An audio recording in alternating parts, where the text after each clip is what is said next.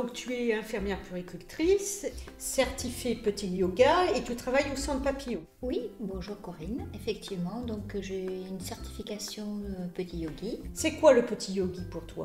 Alors le petit yogi, alors ça n'a rien à voir avec le yoga des adultes, c'est le yoga pour les tout petits, à partir de 2 ans. En tout cas pour ma part c'est ce que je fais, jusqu'à 4 ans. Il y a du yoga pour les plus âgés. Entre 2 et 3 ans, c'est pour des enfants qui ne sont pas encore scolarisés et qui ont besoin d'être avec leurs parents, d'imiter.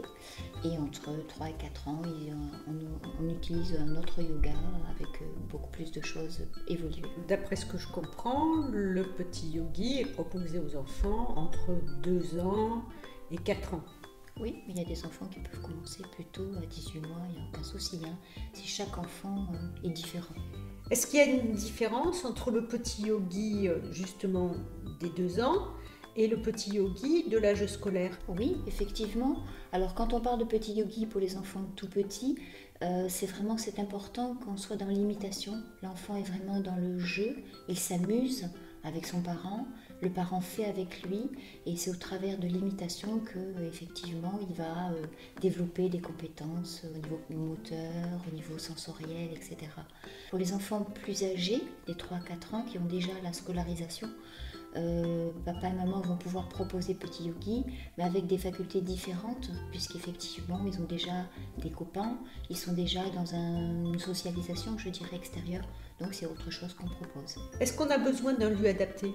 Oui, c'est important. Alors, adapté, pourquoi? Il n'y a pas besoin d'avoir une grande pièce, loin de là, mais c'est un espace que vous avez choisi ensemble, que vous aviez décoré ensemble, où vous vous sentez bien, à l'aise, parce que l'objectif de Petit Yogi, c'est d'être ensemble avec son enfant, de passer un moment agréable et de pouvoir effectivement évoluer, jouer dans le dynamisme, mais aussi dans la détente. Donc, il faut un espace pas trop grand, cocooning un petit peu, mais où on peut bouger, sauter. Et c'est un espace où on peut avoir un tapis, une musique, ça peut être dans une chambre d'enfant, mais sachant que c'est vraiment dans un petit coin bien approprié, ou ça peut être sur le balcon, ça peut être dans le jardin. C'est-à-dire que l'enfant sait ce qu'il va faire dans cet endroit, et que c'est cet endroit-là, si on y va, c'est pour faire petit yogi, avec papa, ou avec maman, ou avec les frères et sœurs. Oui, ça c'est un espace qui est vraiment dédié à ça. Donc pas de centraliser, il se recentre sur quelque chose qu'il va faire avec vous, mais effectivement il n'est pas dans aller jouer au Lego dans cet endroit-là par exemple. Donc il faut effectivement avoir un espace un peu démuni de toutes ces choses-là. D'accord. Est-ce qu'il y a besoin d'un matériel ou d'une tenue spécifique?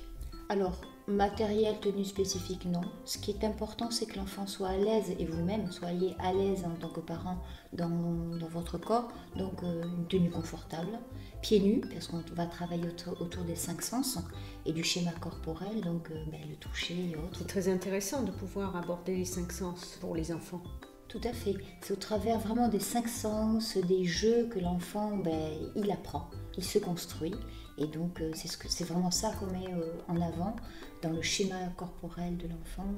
Les 5 sens sont très importants et c'est au travers de jeux dirigés sur ces 5 sens qu'on arrive à lui permettre de ressentir au plus profond de lui-même ce qu'il a et de pouvoir être à l'écoute de son corps. Donc d'après ce que je comprends, le petit yogi est différent vraiment du yoga adulte, puisque là tu me dis qu'ils peuvent aussi bouger, faire de la psychomotricité un petit peu, contrairement au yoga où c'est quand même très statique. Oui, tout à fait.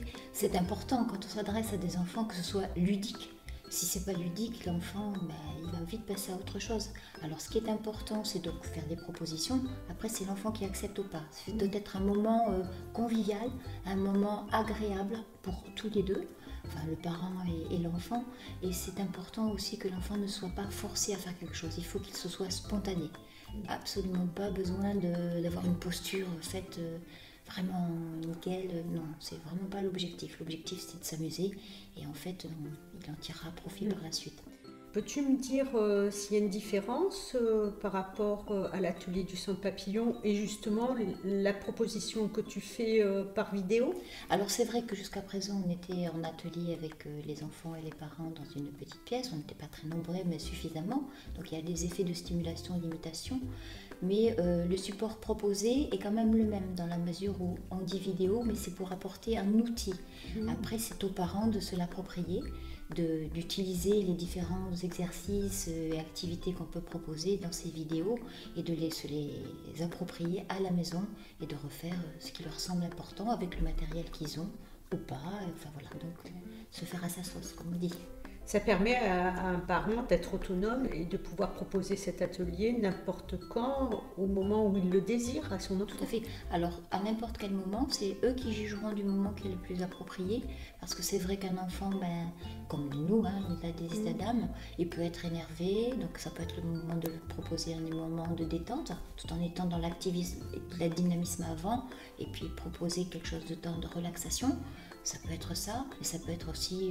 alors, on évite après le repas, parce que c'est vrai qu'on est en pleine digestion, et puis on a une énergie qui est utilisée à autre chose. Mais ça peut être un moment le matin, ça peut être le soir, ça peut être... C'est vous qui décidez, enfin, c'est le parent qui décide vraiment de ce qui est important pour...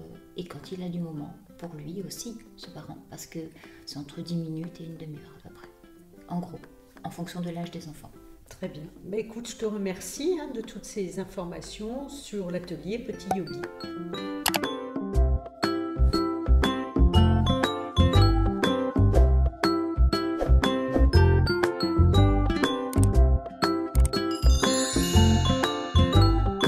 Si vous aimez notre chaîne, vous pouvez faire un don, le lien est dans la description.